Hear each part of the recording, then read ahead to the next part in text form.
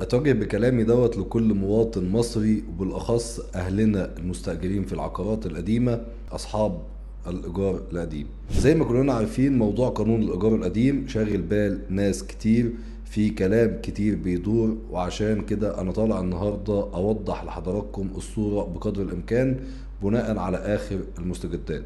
مهم جدا نعرف إن مشروع القانون اللي بيتكلم عن الإيجار القديم لسه موجود في مجلس النواب تحت الدراسة والبحث.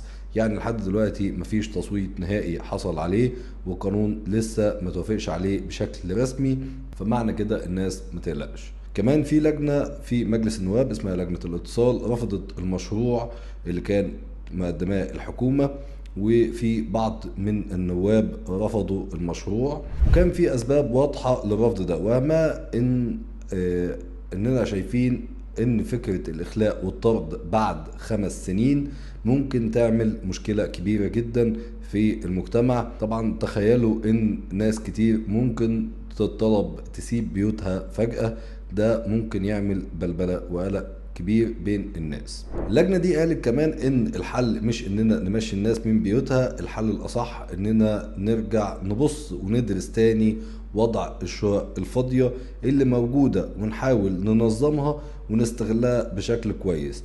اما اننا نطلع سكان عايشين بقالهم سنين من غير سند قانوني واضح، ده ممكن يعمل أزمة كبيرة ومشاكل اجتماعية مش سهلة. فكرة ان الدولة توفر شقق اسكان اجتماعي كحل بديل، اللجنة شايفاه مش حل واقعي وكافي لكل الناس المتضررة، وده ممكن يهدد الاستقرار الاجتماعي لبعض الفئات المجتمعية.